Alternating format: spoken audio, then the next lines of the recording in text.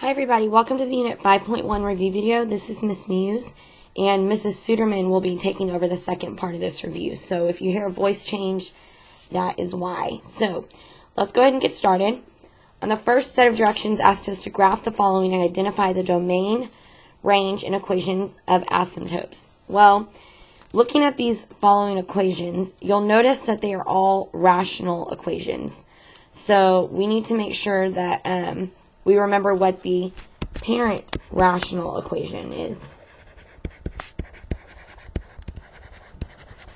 And the parent rational function is y equals 1 over x, not kx. Okay, so, and if you recall from the worksheet we did in class, it had curves in the upper right-hand quadrant of the graph and the lower right-hand quadrant of the graph. And the word asymptotes means lines to which a graph will approach but never touch. And if you notice, the axes are the asymptotes of the parent rational function. So we say that it had a vertical asymptote at y equals 0. At x equals 0. And that's this y-axis right here. That's the vertical asymptote. And then it had a horizontal asymptote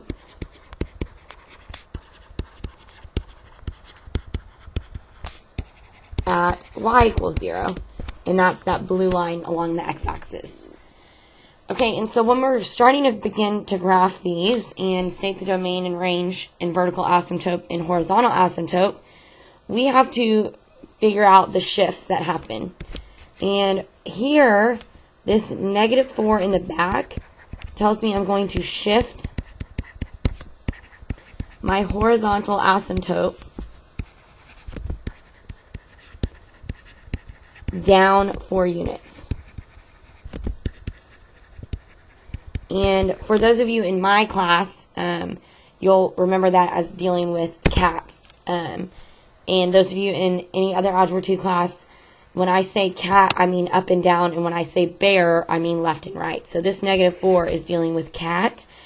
So our vertical asymptote is going to be down at y equals -4. Okay, and then our bear, or the shift left and right of our vertical asymptote, doesn't happen here. So we'll see in other problems where it does. So our vertical asymptote stays at x equals 0, or the y-axis. So we can go ahead and write those in. Our vertical asymptote is x equals 0, and our horizontal asymptote is at y equals -4. Now, in order to plot our points, I go ahead and create a little table, and I pick 2 x values to the left of our vertical asymptote and to the right of our vertical asymptote. Well, since it's at 0, I'm going to choose the x values of -2 and -1, because those are 2 x values to the left of my vertical asymptote. And 2 values to the right would be +1 and +2. Now, I'm going to go ahead and plug those into my function. And when I plug in -2 for x, I end up getting a value of -3 for y. And when I plug in -1 for x, I end up getting a value of -2 for y. And when I plug a value of 1 in, I end up getting a value of -6. And when I plug in a value of +2, I end up with a value of -5. So I'm going to go ahead and plot these 4 points that I've come up with in this table. So I'm going to plot -2, -3. I'm going to plot -1, -2. And then +1, -6. And +2, -5. And if you notice, my curves are going to go through those 2 points. And all you're doing is a rough sketch. Remember, your graph is going to approach those asymptotes but never cross it. So when looking at our graph, we notice that it encompasses all x values except for the x value at our horizontal asymptote. So our domain is x is everything but 0. X cannot equal 0. And our range is anything but that horizontal asymptote. So our range is anything but -4. So we write our range as y cannot equal -4. Okay, moving on to problem 2. This -5 right here tells me that my vertical asymptote is going to shift right 5. Because remember, in my class, I refer to any number that's close to the x as bear, and bear is a male, so he does the opposite of what he's told. Now this +2 out back deals with cat, and she's a female, and she does what she's told, so that means that the horizontal asymptote is going to shift up 2. So I can go ahead and from the original vertical asymptote of 0, I'm going to shift it right 5.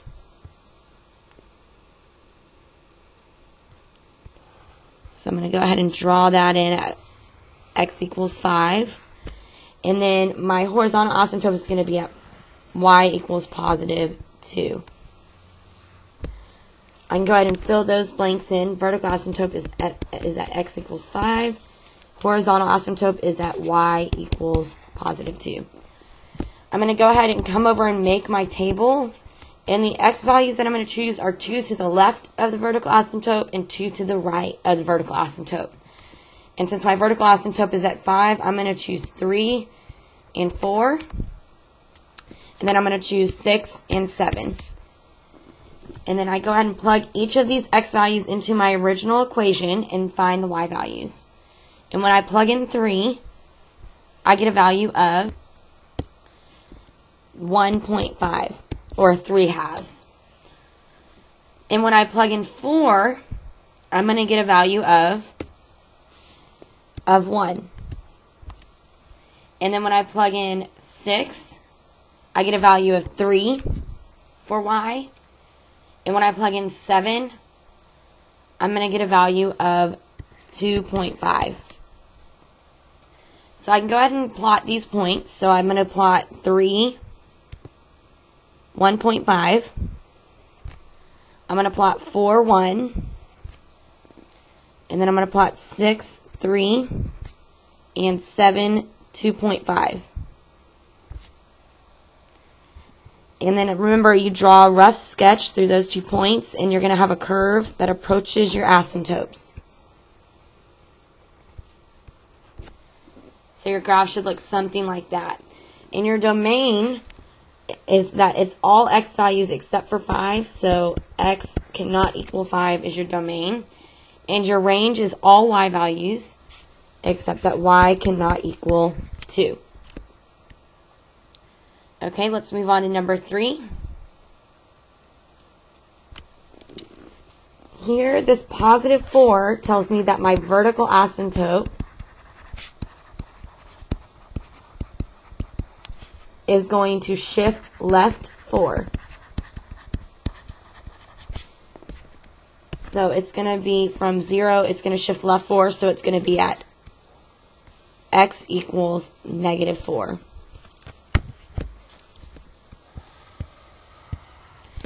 And then there's no shift in my horizontal asymptote in this case. So my horizontal asymptote is going to remain at y equals 0, or the x-axis. I can even go ahead and write those in. My vertical asymptote is x equals -4. And my horizontal asymptote is y equals 0. So I go ahead over to my table. And remember, I picked 2 x values to the left of my asymptote and 2 x values to the right of my vertical asymptote. So I'm going to choose -6 and -5. And I'm going to choose -3 and -2. Okay, and then I'm going to plug each of these x values into my original equation. So when I plug in -6, I get a y value of 1/2. And when I plug in the x value of -5, I get a y value of 1. And when I plug in negative 3 into my equation, I get a negative 1. And when I plug in negative 2, I get negative 1/2. So now I'm going to go ahead and plot these points. I go to negative 6, positive 1/2, negative 5, positive 1, negative 3, negative 1, and negative 2, negative 1/2. And then I draw a curve through those 2 points and approach my asymptotes. And your graph should end up looking something like that. Now my range is all x values except for negative 4. So, I'm sorry, not my range, my domain. So my domain is x cannot equal negative 4. My range is all y values except for 0. So y cannot equal 0, or y cannot equal 0 is my range. Okay, moving on to number 4. This positive 1 tells me my vertical asymptote is going to move left 1. And then this negative 3 in my equation tells me that I'm going to move my horizontal asymptote, or shift my horizontal asymptote down 3. So I can go ahead and draw those in. Moving left 1 from 0 makes my vertical asymptote at x equals negative 1.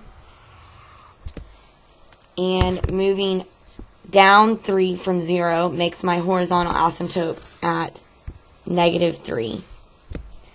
When we write the equations of those lines, they're going to be x equals negative 1, and my horizontal asymptote is going to be at y equals negative 3. I come over to my table and make a table with x values that have 2 left of the vertical asymptote and 2 to the right of the vertical asymptote. So I'm going to choose negative 3 and negative 2, and 0 and 1. And when I plug those into my function, the original equation, the values that I get are the following. Negative 3 gives you a y value of negative 6. Negative 2 gives you a y value of negative 9. When you plug in 0 for x, you get a y value of 3. And when you plug in 1, you get a y value of 0. So when I plot those points, I plot negative 3, negative 6, and then negative 2, negative 9. And that's right off of my graph. And then when I plot 0, 3, and then 1, 0. And then I'm going to go ahead and sketch this graph as it approaches the horizontal asymptotes and vertical asymptote.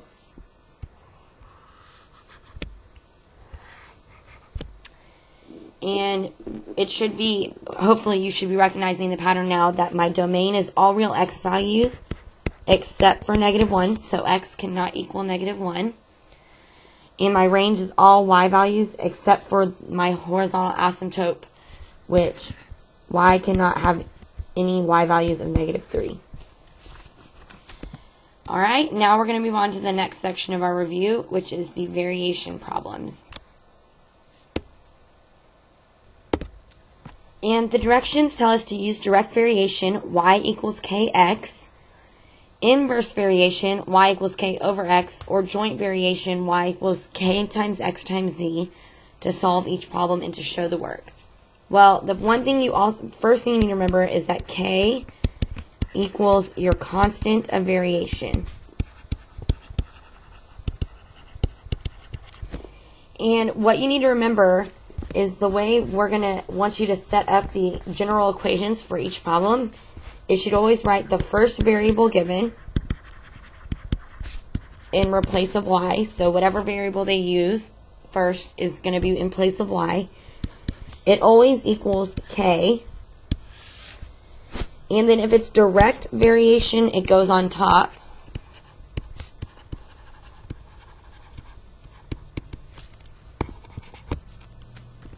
And if it's joint variation, it goes on top.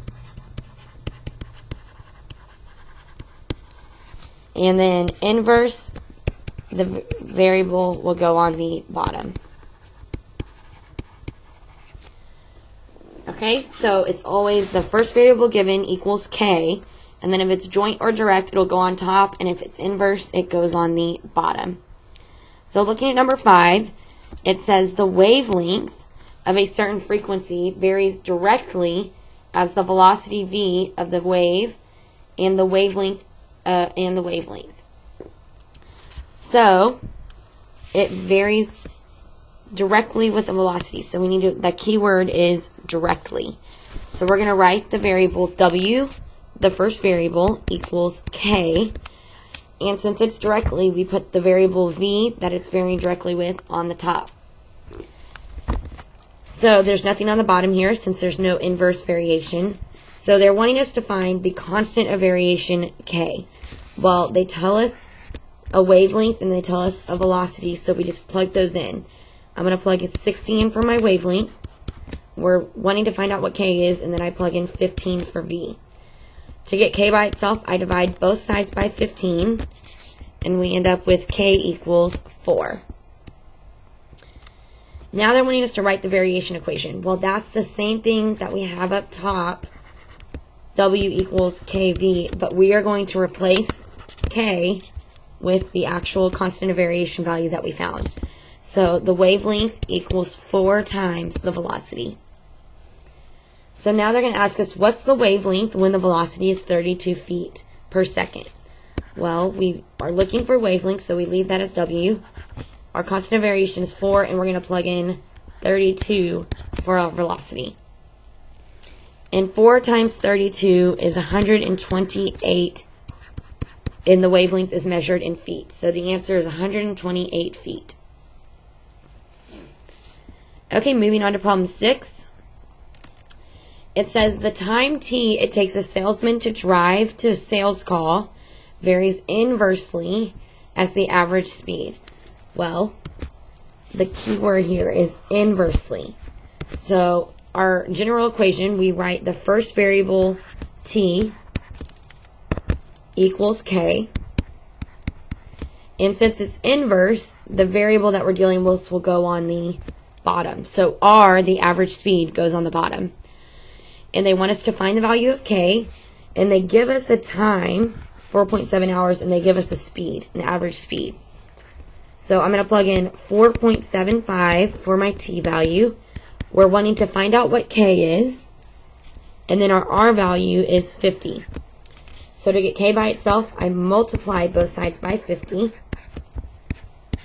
And when I do that, 50 times 4.75 is 237.5. So k equals 237.5.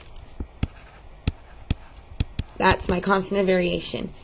Now they want us to write the variation equation. And remember, you just write the general formula, t equals k over r, but instead of writing k, we actually write the constant of variation value that we found, 237.5. So the variation equation is t equals 237.5 over r. In C, they ask us how long it would take him to drive 60 miles per hour, to drive at 60 miles per hour. So we're looking for a time t, and they give us a speed. So we're going to write t equals 237.5, our constant variation, divided by the average speed of 60. And when we calculate that, we get an answer of approximately 3.96 hours. So I'm going to estimate and say about 4 hours. It's going to take him about 4 hours to drive at 60 miles per hour. All right, now I'm going to hand it over on to Mrs. Suderman. Take it away, Mrs. Suderman. Okay, thanks, Ms. Muse. This is now Mrs. Suderman, and I'm going to be completing the rest of the problems for this review video. So we're on number 7. The heat Q required to raise the temperature of water varies jointly as the mass of the water and the amount of temperature change T, and Q equals 20,930 joules when the mass is 1 kilogram and the temperature is 5 degrees Celsius. So let's go ahead and start out by setting up our function, and we're just going to do the plain function before we plugged anything in. So the first variable, remember that's what our y is, so we'll have Q equals, the heat is, and always put the K right after the equal sign, and it varies jointly as the mass and the amount of temperature change. So we'll have times M and then times T. Okay, so to figure out the variation of the constant of variation K, we're going to plug in for Q the 20,930. So we have 20,930 equals K times, it gave us a mass of 1 and a temperature of 5. So then to get K by itself, 1 times 5 is just 5. So if I divide both sides by 5, that should give me K. And so here when I divide this by 5, I'll get that K is equal to 4,186. So then whenever we want to write the variation equation, we take that K value, plug it back into that plain one we started with, and so we'll get Q equals, now we know that K is 4,186, and then we have M times T. And then finally, we have find the mass when the heat is required. Find the mass when the heat required is 8,372 joules and the temperature is 10 degrees. So all we're doing here is practicing using that equation we've just gotten, and so we'll plug in our information. So Q here is Q here, is the 8372. We know that K is 4186.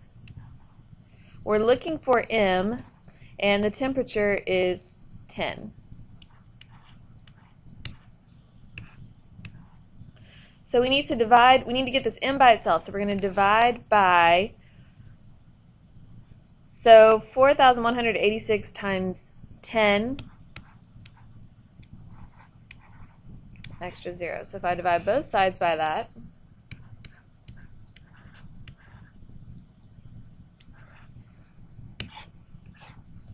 I'll get that our mass is 0.2 kilograms. All right, let's check out number 8.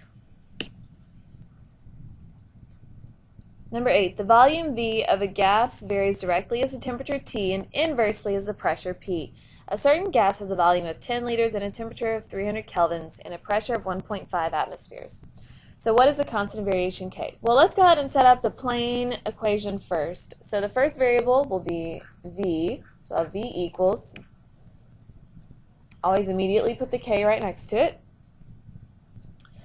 And the temperature, so it varies directly as the temperature, so that means anything that is directly varying goes on the top or jointly. And then inversely as the pressure P, so anything that's inverse goes on the bottom.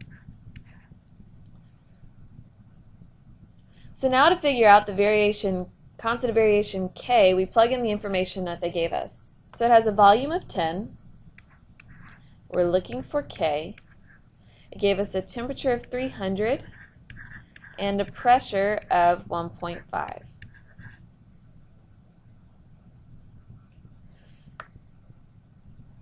So 300 divided by 1.5, we'll end up with 10 equals K times 300 divided by 1.5 is 200. And then when I divide both sides by 200, I'll get that K is equal to 0.5. And so to write the variation equation, I just need to fill in the K for that plain equation we started with. So we have V equals 0.5 T over P. Oh no, don't be mad. This is 0.05. So then this is 0.05 T. Sorry about that. Easy little mistake. Don't make that mistake on your test. But see, I caught it, so we're okay. Let's move on. Okay, so for this next section, we're going to use factoring or the graphing calculator to describe the holes, if there are any, in the graph and any vertical asymptotes, if there are any. Okay, so we'll have the vertical asymptote, and I just made a few notes over here. So vertical asymptotes are when you find the factors of the denominator and set them equal to 0 and figure out what x would be equal to, and that will give you your vertical asymptote. Holes in the graph are whenever factored, you take whatever cancels, set it equal to 0, and solve for x. And let me scroll down a little bit here. For the horizontal asymptotes, we have that bobobotinide. Depending on who your teacher is, they may say bobobotinetes DC or whatever. But in our class, Mrs. Suderman's class, we had said bobobotinide, which would be if it's bigger on bottom, then it's y equals 0. And by the way, these are again talking about the exponents. So if the exponents are bigger on bottom, then it's y equals 0. Bigger on top, there's no horizontal asymptote. And if equal, divide the leading coefficients. So let's use this information to do these three problems. Okay, so we have x minus 1 times x plus 8 over x squared plus x minus 2. So let's factor the bottom here. So we will get x plus 2 and x minus 1. And let's see whatever cancels here. So then now we have x plus 8 over x plus 2. Okay, so for the vertical asymptotes, remember that's when we look at the denominator and set it equal to 0. And you may wonder, which one do I look at? Well, you look at the one that is the new denominator. So for vertical asymptotes, you're looking at the new denominator.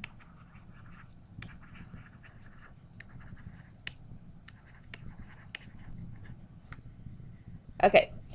So if I have that x plus 2 and I set it equal to 0,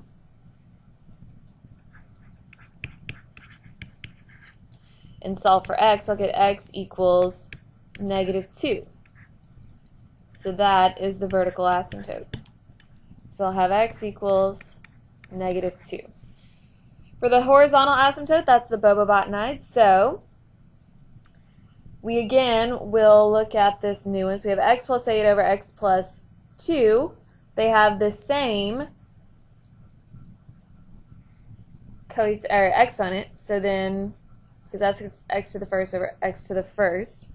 So whenever you have the same exponent, you need to divide the leading coefficients. So that would be y equals, because horizontal asymptotes are y equals, so this has a coefficient of 1, that has a coefficient of 1. So 1 divided by 1 is 1. And then for the holes in the graph, you're again going to use that the cancel part. So like I said over here, holes when factored, take whatever cancels, set it equal to 0, and solve for x. So this time what canceled was the x minus 1. So if I set that equal to 0 and solve for x, I'll get x equals 1. So there will be a hole in the graph at x equals 1. If you wanted to find the point for that, you take that x equals 1 and you plug it back into your new equation and solve. So if we're looking for the y value for this point, just in case you're wondering, so we'll have the 1 plus 8 over the 1 plus 2. So that's 9 divided by 3, and that equals 3. So that's actually going to be at the point 1, 3. All right, let's look at this next one, number 16. Let's do this again. So it's a good idea that we factor everything first. So this top thing is x minus 5 and x plus 1. This bottom thing has a greatest common factor of x, and then it's x squared minus 5, 25. But then that's a difference of 2 squared. So we have x times x minus 5 and x plus 5. So we're no longer looking at these two. Okay. So let's see if anything cancels, and it does. The x minus 5's cancel. So we're left with x plus 1 over x times x plus 5. So for the vertical asymptotes, we're going to look at the new denominator and look at each factor and what x value would make each factor 0. So if I have this as one of them, so I'd have x equals 0, and I'd have the x plus 5 equals 0. So I need to solve both of these for x. Well, the first one's already solved, so that one's good, but then the second one I need to subtract 5, so I have x equals negative 5.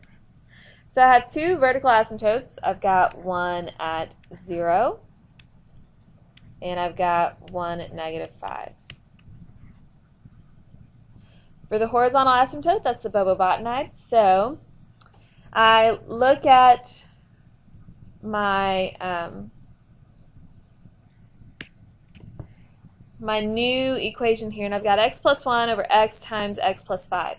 It may be tempting to say, okay, well, these have the same coefficient, but don't forget that this thing, if I were to multiply it out, that's x squared plus 5x. So now when I compare my degree, I've got x to the first over an x squared. So that's bigger on the bottom, and whenever it's bigger on the bottom, it's y equals 0. So we don't have to do any other calculations there. The horizontal asymptote is y equals 0. And then for the holes in the graph, we go back and look at whatever we canceled out, and that was the x minus 5. So when I set that equal to 0, I'll get x equals 5. So the hole in the graph will be when x equals 5. But if I want to find the exact point, I take that 5 and plug it back into my new equation. So I'll have 5 plus 1 over 5 times 5 plus 5. 5 plus 1 is 6. This 5 plus 5 is 10. So 5 times 10 is 50. And then if I want to reduce this, if I divide both sides by 2, I'll end up with 5, and then 6 divided by 2 is 3, and 50 divided by 2 is 25. All right, and one more example. We've got x squared minus 3x over 4x minus 12. So let's start out by factoring everything. This thing on top, our numerator, has a greatest common factor of x, so I'll have x times x minus 3. And then on the bottom, this has a greatest common factor of 4, so when I take out the 4, I'll have x minus 3. Well, the x minus 3 is canceled, and so I'll have x over 4. For the vertical asymptotes, I look at my new equation here, and I say what x value would make my denominator 0? Well, I don't have any x's in my denominator, so therefore I will not have any vertical asymptotes. For the horizontal asymptote, use the bobobotinide. So if it's bigger on bottom, y equals 0, bigger on top, there's no horizontal asymptotes. And if it's equal, we'll divide the leading coefficients. Well, you may be figuring out, okay, where is my exponent? Well, you can either see that there's an x on the top and there's not one on the bottom, and right away see that it must be bigger on the top since there's an x there and on the bottom there's not. But remember that this is the same thing as x to the 0, right? X to the 0 equals 1. Anything to the 0 power equals 1. So even looking at it this way, I can see that the exponent on top is bigger. So when it's bigger on the top, there's no horizontal asymptote. So we don't have a vertical or a horizontal asymptote.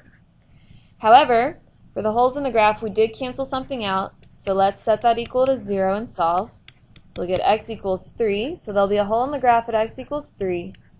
But for the exact point, we take that 3 and plug it back into our new equation, and we'll ignore that x to the 0 now. So we'll have 3 over 4. Easy enough, so I'll have the point 3 and 3 over 4. Alright, that's it. Hope this was clear, and you can check out the answer key posted on the teacher website. Hope you're having a good day, and good luck on your test. Bye.